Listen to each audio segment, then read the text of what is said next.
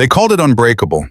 Thousands of concrete bunkers, miles of tunnels, ironclad artillery positions buried into volcanic rock. Japanese engineers boasted that no army on Earth could ever take it. They named it their Invincible Fortress, the island that would bleed the Americans dry. But when the time came, the United States didn't even attack it. They looked at this monstrous defensive masterpiece, admired it, and simply walked away. And that single decision changed the course of the Pacific War more than the Japanese ever expected. In late World War II, Japan was trapped between pride and desperation. Their empire was shrinking. The U.S. had taken island after island: Guadalcanal, Saipan, Guam, the Marshalls, the Gilberts. And everyone hurt Japan more than the last. American submarines were strangling supply lines. B-29 bombers were burning cities, and the mighty Imperial Navy was no longer mighty at all. So Japan decided they needed something new, something terrifying, a chain of fortresses so strong that even the United States, with all its industrial power, would be forced to stop. This became the Japanese stronghold strategy, a defensive iron wall across the Pacific. The crown jewel of that plan? A fortress they believed no American would dare challenge, an island carved into a weapon. Reinforced concrete dug deep, anti-ship guns hidden behind steel shields, artillery concealed inside mountains, and underground galleries large enough to hide entire battalions. Machine gun nests covered every beach. Mortars and anti-tank trenches crisscrossed landing zones like a killing maze. Even the trees were wired with explosives. To Japanese commanders, this wasn't just defense, it was a statement. You will come, you will die, and Japan will endure. Engineers worked day and night. Soldiers carved tunnels by hand, pushing carts of stone through corridors that smelled of sweat and damp earth.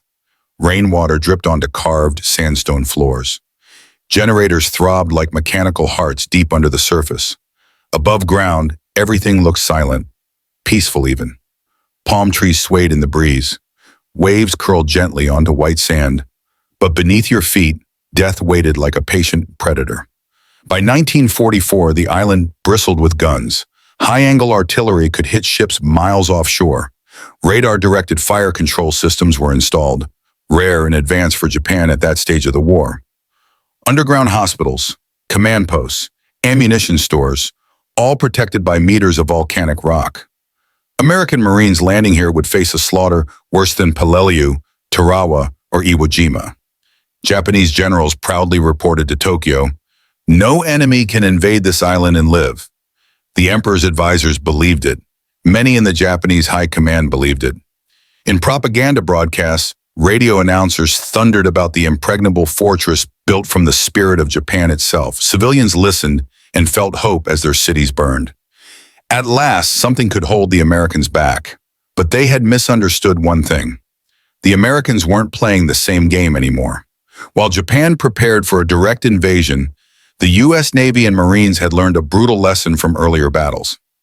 Every assault on a heavily fortified island meant tens of thousands of dead.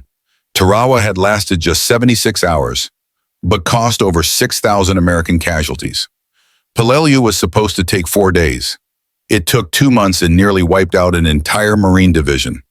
The Japanese defense philosophy was no longer to defend the beach. It was to turn whole islands into open graves. American planners looked at this new fortress and realized one cold, strategic truth. Why attack a fortress meant to kill you when you can just sail around it? This was the genius of island hopping, perfected by Admiral Chester Nimitz and General Douglas MacArthur. Instead of smashing every fortress Japan built, they selected only the islands that mattered. Those with airfields, those close enough for bombers, those that could support an invasion of Japan itself. Everything else, no matter how fortified, would be bypassed. And so, the United States took one look at this monstrous Japanese stronghold and simply ignored it. Imagine being a Japanese soldier deep in the tunnels, believing that any day now the Marines will come screaming over the beach, and nothing happens. No bombardment, no landings, no invasion, just silence, broken only by waves and wind. Soldiers waited, rifles loaded, bayonets fixed, fingers trembling inside dark corridors. But the U.S. never showed. Instead, American fleets moved past like ghosts. Aircraft carriers launched strikes at nearby targets. Destroyers screened transports heading to more important islands. Bombers flew overhead, ignoring the fortress beneath them. It must have felt insulting. Even worse, it must have felt terrifying, because a fortress is useless if your enemy refuses to knock at the gate. Cut off from supply lines, the garrison began to starve. Rice rations shrank. Ammunition was locked away, saved for a battle that would never come. Medical supplies ran out. Malaria and dysentery spread through the tunnels like wildfire. Once proud artillery crews sat beside guns that never fired. Soldiers stared across empty beaches waiting for an enemy that had already moved on. Some went mad from isolation. Others scavenged the jungle for roots and insects to survive. Commanders kept insisting the Americans would come any day now. But months passed, then a year. Their fortress was intact, undefeated, untouched, but completely irrelevant. And that was the real victory. America didn't need to destroy the fortress. They needed to destroy the war machine behind it. By bypassing instead of attacking, they left thousands of Japanese troops trapped, starving, and powerless. The U.S. saved tens of thousands of American lives, kept momentum in the Pacific, and advanced directly toward the Japanese homeland. The fortress that was supposed to bleed America dry instead bled Japan internally, consuming its own soldiers, supplies, and morale without firing a shot. And when the war finally ended, the garrison surrendered, not after fighting to the last man, but weakened, malnourished, and shocked that they had been forgotten by history. The United States did something in the Pacific War that Japan never expected. They walked past an island fortress Japan believed no army on Earth could ignore. This was not hesitation, it was evolution. It was the moment American strategy matured from brute force into calculated precision. Japan had built this island like a monument, carved tunnels, buried artillery, flooded bunkers with machine guns and anti-aircraft nests. The generals believed that if America ever tried to land here, the ocean itself would turn red. They imagined months of fighting, thousands of casualties, and headlines of American defeat. But the attack never came. The U.S. Navy looked at this so-called Invincible fortress, and instead of smashing into it, they quietly turned and sailed past. That decision, simple, almost disrespectful in its calmness, shattered Japan's war ideology. Because while Japan built walls, America built a path around them. Japan's entire Pacific defense relied on the idea of decisive battle, one giant clash that would break America's will. This belief wasn't random, it was cultural, almost spiritual. They remembered Tsushima, where Japan once crushed the Russian fleet in a single day. They believed history could repeat itself. So instead of mobility, Japan worshipped fortification. Instead of flexibility, they hardened themselves into islands like concrete fists waiting to swing. Engineers dug like ants day and night, turning jungle into labyrinths. They packed mountaintops with guns, connected tunnels like arteries, and told their soldiers that this land was sacred, impenetrable. They were ready for a storm. But war isn't predictable. War punishes the side that prepares only for one shape of attack. America chose a new shape. Instead of island by island bloodshed, the U.S. began choosing targets like a chess grandmaster, not a boxer. They no longer needed to storm every beach. They needed stepping stones, airfields, supply hubs, radio positions. Islands that mattered were taken fast and brutal. Islands that didn't, they were skipped like stones over water. The Japanese fortress stood tall, waiting for glory, but the battle never arrived. Imagine soldiers in their fortifications, rifles polished, bayonets fixed, hearts prepared for heroic death, and instead only silence. Days passed, then weeks, then months. The American fleet moved on, leaving the fortress behind like a roaring guard dog chained to an empty gate. This was worse than defeat, or it was irrelevance. Inside the fortress, morale began to rot. At first, the troops told themselves the Americans would return soon. They rehearsed drills, they reinforced walls, they wrote letters home promising future victory. But the horizon never changed. No landing craft appeared, no battle tears through the surf. Slowly, food rations shrank. Medicine ran out. Officers grew pale, thinner each week. Soldiers boiled tree bark to make weak soup. Some hunted rats in the tunnels. Disease crept through the ranks like fog through abandoned halls. They were not beaten in combat. They were abandoned by the war itself. And here lies the brilliance of American strategy. An island fortress is only useful if someone attacks it. If nobody does, it becomes a cage. You can dig the strongest bunker in the world, but if your supplies are cut off, it becomes your tomb. Japan had built an iron door, but America simply decided not to knock. Behind them, submarine wolf packs sank supply convoys without mercy. Merchant ships burned on open water. Tokyo could no longer send rice, medicine, ammunition, or even messages. Every fortress Japan built became a starving island, and every starving island became a silent defeat. This is not tactical warfare. This is strategic suffocation. Skipping islands saved American lives and saved time, but it also broke Japan's war machine psychologically. Soldiers who expected glorious death instead faded into slow decay. They weren't warriors anymore. They were ghosts, uniforms still intact, spirit shattered. Tokyo's planners had imagined an empire unbreakable, but they hadn't imagined being ignored. They built walls for a fight that never came, preparing for yesterday's war while America leaped ahead. It was like preparing for a sword duel only to be hit by a bullet fired from a mile away. The Japanese commanders inside that fortress could do nothing but listen to the ocean and wonder when the enemy would remember them. The enemy never did. Meanwhile, America advanced like lightning. New bases were seized elsewhere, faster, cheaper, deadlier. Every fortress skip meant thousands of Marines who didn't have to die on coral beaches. Every bypass meant more fuel saved, more ships available, more aircraft deployed. And with each leap forward, Japan shrank. Airfields brought B-29 bombers within range of Tokyo. Naval bases brought carriers closer to the mainland land. Submarines tightened their noose around shipping lanes until Japan could barely move a crate across the sea. The fortress stood mighty, but useless, like a sword left on a table while the battle rages 100 miles away. Inside the ignored garrison, soldiers eventually realized the truth. No one was coming. Their empire was shrinking. The ocean that once protected them now isolated them. They had been written off as expendable. Not by America, but by Japan itself. Many starved. Others died of illness. Some surrendered after the war ended. Others never learned the war was over until American aircraft dropped leaflets from the sky months later. That is how total the isolation became. Men fought hunger long after the fighting between nations had ended. And here is the quiet brutality of strategy.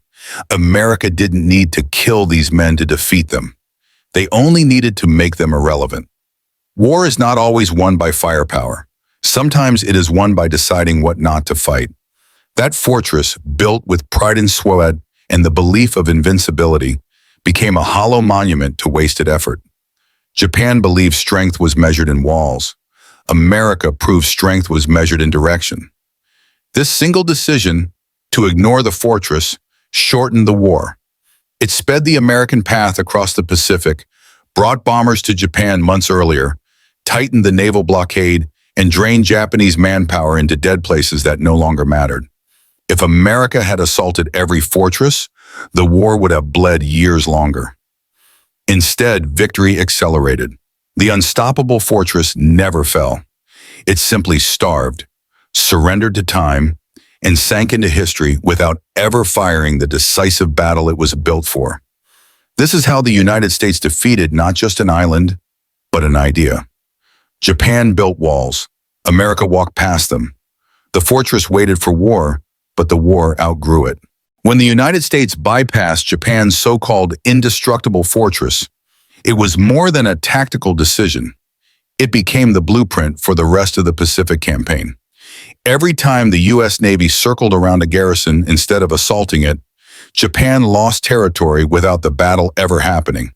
It was war by starvation, war by isolation, war by erasing a target's purpose.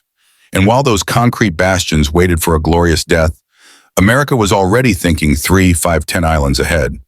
This wasn't luck. It was intelligence, mathematics, logistics, and cold-blooded war planning. This was the moment when the Pacific battlefield transformed from brutal island slogs into a momentum machine. A fortress is strong only if it stands in the road. If the enemy chooses a new road, that fortress becomes irrelevant stone. The secret behind America's confidence was information. Before ships even moved, radios were cracking Japanese communications like glass. Codebreakers at Pearl Harbor and Melbourne were piecing together intercepted messages.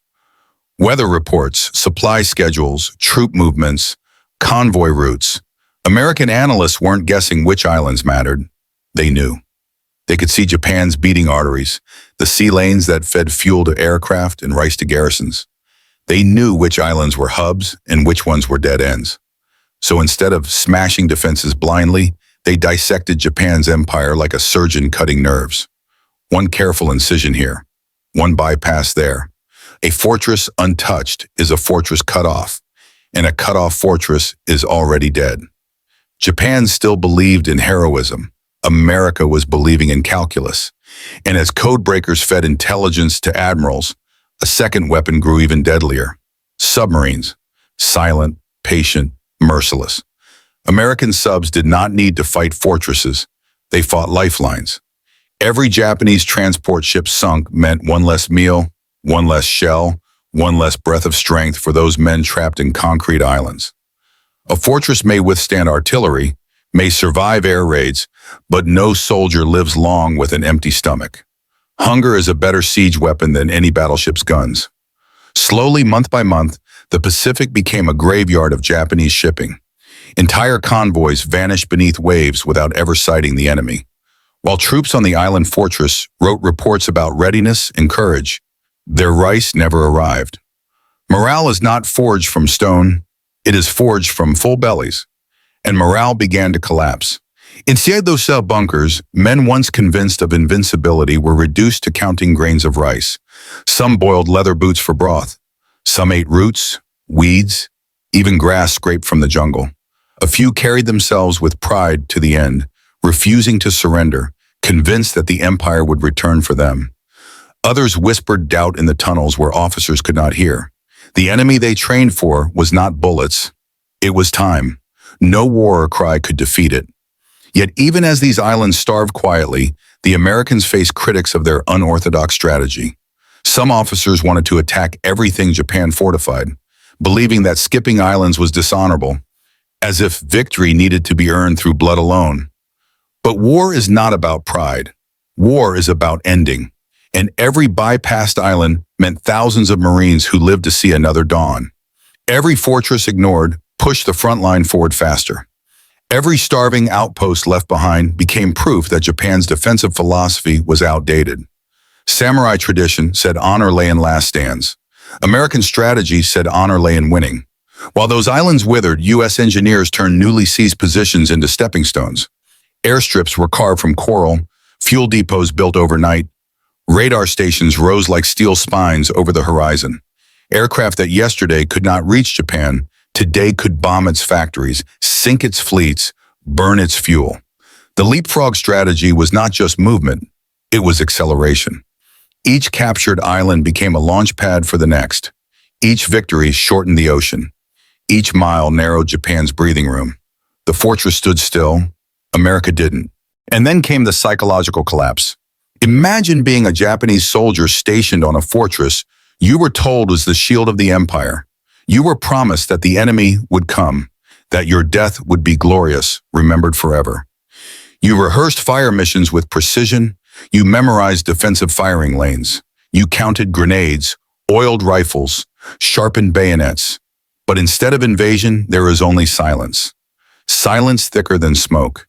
Silence that eats your thoughts in the night. You are ready to die, but no one comes to kill you. You are trained to fight, but you are forgotten. The world moves forward without you. That is not defeat of the body. It is defeat of the soul. Some garrisons refused to accept irrelevance. They launched night raids with small boats, desperate to engage the American Navy. Most never returned. Others sent scout parties into the jungle, searching for American camps that did not exist. Some men wrote letters home promising future victories that would never come, letters that no ship was alive to deliver. Soldiers who once marched proudly now walked like ghosts, skin tight against bone, uniforms torn by months of humidity and hunger. Their fortress had become their coffin. And yet, in Tokyo, pride prevented truth. High command refused to admit that bypass garrisons were doomed. They sent grand speeches instead of food, orders instead of supplies.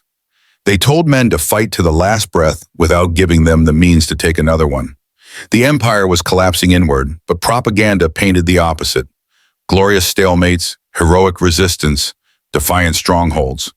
Cities cheered victories that never happened while sons starved unseen on forgotten islands.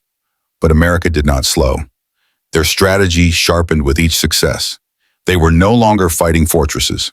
They were fighting time itself. Each bypass meant fewer battles, fewer casualties, faster movement. Each step brought B-29 bombers closer until the sky over Japan hummed like a swarm of steel locusts. The fortress, still untouched, became a silent witness to its homeland's decline. It watched aircraft streak overhead toward targets that mattered. It watched destroyers and carriers cruise on the horizon without even bothering to aim a turret toward it. That was the final insult. Irrelevance louder than artillery. Some garrisons surrendered only after the emperor himself broadcast surrender. Others held out even longer, unaware the war had ended, fighting starvation for years after peace. On one island, Japanese soldiers finally surrendered in the 1950s, almost a decade late, because no one came to tell them they were forgotten. That is the tragedy of an invincible fortress. It does not crumble, it decays. And so the U.S. defeat of the Japanese strongholds was not a storm, but an erasure. They did not destroy the walls. They made the walls meaningless. They did not break the defenders. They made them wait until they broke themselves. Strategy is not about overpowering strength. It is about making strength useless. This was the turning point of the Pacific. After this, Japan's empire was no longer a web. It was a chain of isolated stones sinking one by one beneath the ocean of hunger, silence, and abandonment. The moment American troops finally set foot on Shuri Castle grounds, the Japanese defensive illusion shattered permanently. The mighty Invincible fortress that Tokyo had spent years trumpeting as untouchable became nothing more than a broken ruin under American boots. No glorious final stand, no heroic last barrage, only silence, shattered stone, and the faint smell of spent explosives. The Japanese garrison did not fight to the last man in this once sacred stronghold. Instead, most had already retreated south through the labyrinth of tunnels toward the Cayenne Peninsula, hoping to prolong the inevitable just a little longer. The U.S. forces stood on ground Japan swore would never fall, and in that moment it became clear why America had chosen its strategy. It wasn't about taking the fortress, it was about rendering it irrelevant. Capturing it was merely the final stamp, a symbolic punch straight through the heart of Japanese wartime pride. But victory came at a staggering cost.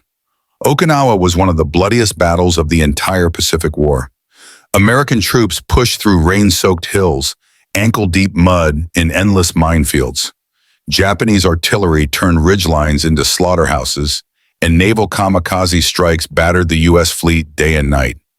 Over 12,500 Americans were killed and more than 49,000 wounded before Okinawa was secured. Civilians suffered even more, a tragedy often overshadowed by strategy and maps. Entire families leapt from cliffs to avoid capture, fed by propaganda that claimed Americans would torture them. The Japanese high command didn't just build fortresses of concrete. They built fortresses of fear inside their people's minds. Yet despite everything, weather, terrain, resistance, kamikazes, the U.S. advanced relentlessly until the rising sun's strongest bastion crumbled. When word returned to Japan that Shuri Castle had fallen, shock rippled across the empire. Propaganda lost credibility overnight. If this impenetrable fortress could be taken, then what could possibly stop America next? Tokyo suspected the answer, and it terrified them. The U.S. had manpower, technology, industry, and logistics Japan simply could not match. While Japanese soldiers fought with courage, they lacked resources. While American fleets lost ships, more arrived behind them. The war machine of the United States operated like a never-ending tide, slow at first, but unstoppable once in motion. And the fall of Shuri Castle proved that no fortress, no matter how well dug in, could stem that tide. By the final days of Okinawa, American artillery had reduced the once proud castle to scattered rubble. Blackened stones lay where towering walls once stood, and the center of martial Japanese power now sat crushed beneath a sky filled with U.S. bombers. The symbolism was impossible to ignore. This wasn't just a military defeat, it was psychological. Tokyo had built Shuri Castle as the face of imperial strength, a monument to unbreakable resolve. Instead, it became a reminder that strategy matters more than concrete, and that believing something is invincible does not make it so. The U.S. never needed to storm the front gates. They simply stepped around them, choosing efficiency over glory. This is how wars are won, not through dramatic charges or heroic last stands, but through decisions that reshape the battlefield itself. The fall of Okinawa set the stage for the final act of World War II. With the last defensive shield breached, Japan had no front line left to hide behind. American bombers reached the home islands with increasing ease, firebombing cities into scorched wastelands. The Navy choked supply lines, industries collapsed, and hunger spread rapidly. Japan now faced only two choices: surrender or total destruction, and within weeks the world would witness the dawn of a weapon unlike anything ever seen.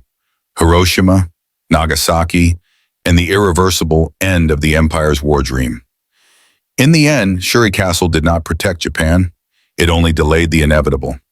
Japan built an invincible fortress, but the U.S. didn't attack it. They outthought it, outmaneuvered it, and let it fall under the weight of its own myth.